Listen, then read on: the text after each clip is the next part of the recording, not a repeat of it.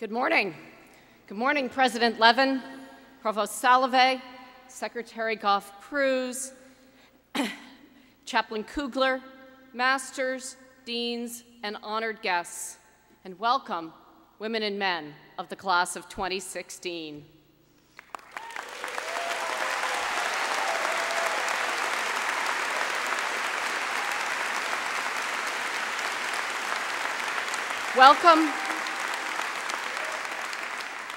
Welcome to Yale University and welcome to Yale College. In fact, we're all so excited to have you here. We've been thinking about you since April 1, when Dean Brenzel of Yale Admissions told us your names.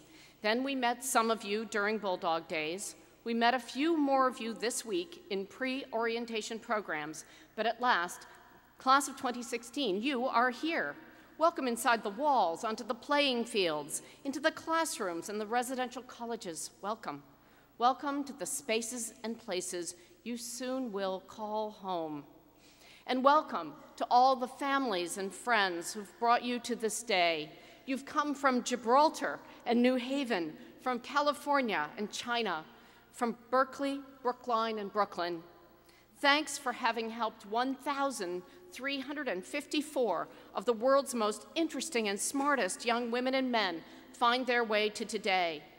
We are going to have exceptional encounters with them over the next few years, in the classrooms, in the dining halls, on the intramural courts, in extracurricular activities. And let me add that we'll have plenty of fun along the way. But 2016, back to you. Most of you have just walked past the Beinecke Library, and you will walk past it several times a day over the next 4 years. There's a map inside it that comes from the capital of New Spain in Mexico City, and you have in your lap a drawing of the left-hand side of the mapa, as I will call it today, where discs count off years, taking the observer from the year of the Spanish invasion to 1565. Footprints orient the reader to time and descent, running top to bottom, starting with 2 seated lords who are depicted as if they were pre-Hispanic Aztec rulers. But then we come to 2 figures who face one another. At left is the viceroy, the king's avatar, if you will, the viceroy who arrived in New Spain in 1550, and he faces Esteban de Guzman, an Aztec noble who had adopted a European surname and whom the viceroy appointed to serve as a local governor during a crisis of rulership. When you go and take a look in the Beinecke, as I hope you will later today or tomorrow, you'll see that there are also fields and orchards with the glyphic names of the men and women who came to own those fields and pictures of the crops they raised, all framed by bands of water.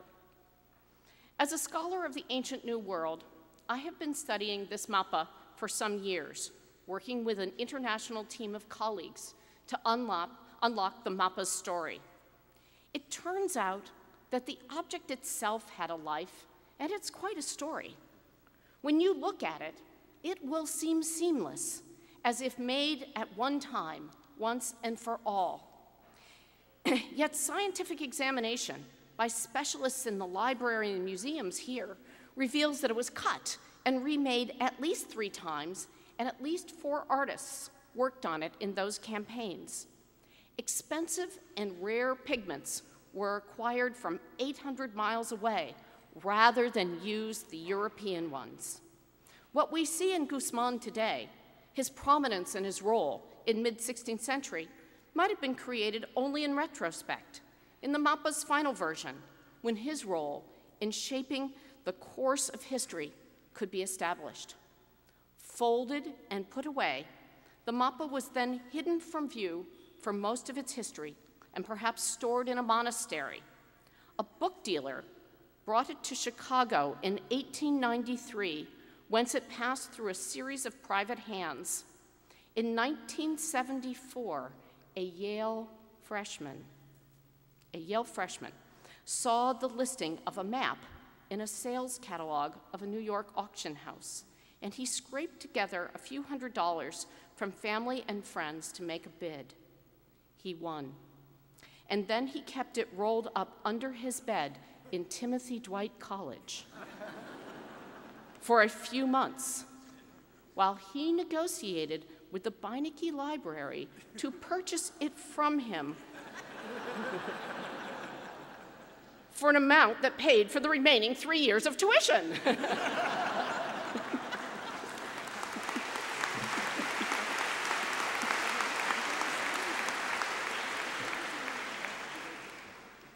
On the mappa.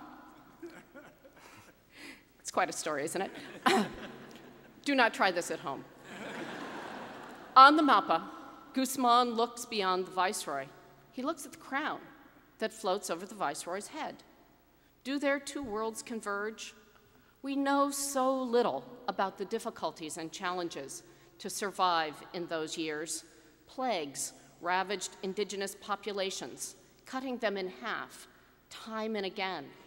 The rapacious practices of the colonists to extract wealth were an assault on the environment. It would take nimble responses from indigenous peoples not to be crushed, nimble responses to swim in a changing sea whose depth and complexity they could not fathom, and ultimately to make a record like this one. The Viceroy and Guzman lived in two different worlds in the middle of the 16th century, perhaps communicating in Latin, in which they were both educated. Guzman knew nothing of Iberia or Rome. The Viceroy's brief was to keep order and to make the colony productive for Spain. On the mappa, both men speak. Those are the little symbols in front of them. And they spoke for different constituencies. Both lived simultaneously in two different worlds, yet in one physical space. Do you? Will you? We too find ourselves in parallel universes, sometimes in what seem to be different worlds. You, the class of 2016, were born, most of you, in 1994. In the world of 1994, we waited for the arrival of the mail carrier in smooth white envelopes, not the ping of arriving email, tweets, and texts. A student's phone was in his or her dorm room and nowhere else. Research could be done only by showing up in some place, in the library, or the lab, or the museum. All the capacity of that world still exists, and yet much of it is, for you, like Latin to Guzman, a slightly foreign and archaic language. And until recently, you've all been living very intensely in your hometown, among your high school friends, and over the past few days, you've been in constant touch with them, texting, posting pictures on Facebook, rolling over out of sleep to look at your phone and to see that world that may still seem more real than this one. In fact, is your phone buzzing in your pocket or lap right now? Are your fingers itching for your phones even in this very second? I bet they are. How do you leave the past 18 years behind and find your new world? For the Viceroy to succeed in New Spain, he had to trust his knowledge and his training from Madrid and immerse himself in his new world, trusting Guzman to be his guide. What do the two of them see as they look into the future? What do you see when you look into your future, our collective future? You arrive here with expectations, some of them your own, some of them your family's, others from your larger community or from the groups you believe you will affiliate with, whether a sports team or a theater group, a religious denomination, or a political organization. And these expectations can overtake your ability to explore the opportunities here at Yale. But you, like Guzman, need to look beyond the obvious. You need to look into the unknown. Our goal is for you to leave the expectations of others behind. You've worked so hard to get here, and you've done so much of what others have asked of you, yet making independent choices and charting your own future here at Yale must be a first step toward becoming an independent and autonomous person. You may think of the choices you're going to be making as largely about your courses or your extracurricular, or what we usually call co-curricular life. But these choices also pertain to many other aspects of your life. By and large, most of you have filled almost every waking minute with school, lessons, sport, performance, service, and other activities. And although you grumbled a bit about some of it, you measured up to all of it. And it may be easier to think that these choices now are yours, more so than the academic ones. But now you will need to own the decisions behind saying yes and no. You won't be able to do everything that calls to you. Decide carefully, consciously, and ethically. Recognize the impact and the responsibility you bear if you make decisions to consume alcohol and other drugs. Decide carefully and recognize how poor decisions jeopardize the integrity of friendships and our community. Guzman and the indigenous communities he represented commissioned Native artists to paint the mapa, to argue for their autonomy, their integrity, and their maturity, their ability to manage their own affairs, their recognition that they deserve fairness in the assignment of land to grow maize. Even Guzman's image, when you take a look at him, tells us that he was the new autonomous man of his century. The viceroy appears in perfect Spanish attire, but Guzman has adopted a ruffled Spanish shirt to wear under a brilliant red indigenous garment, the new hybrid dress of the native elite.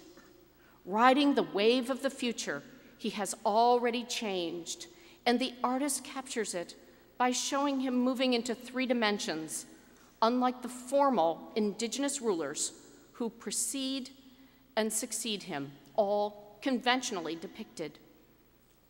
Look now again at Guzman, staring off at the distant crowd, and hear these words from John Keats. He wrote these lines on a night in 1816 in response to his astonishment of discovery in reading radiant translations previously unknown to him of Homer's Iliad and Odyssey.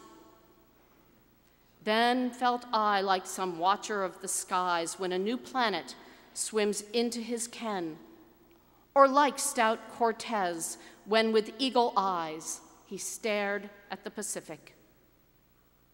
You too are about to look into the unknown, to swim or sail from the known world into an uncharted future.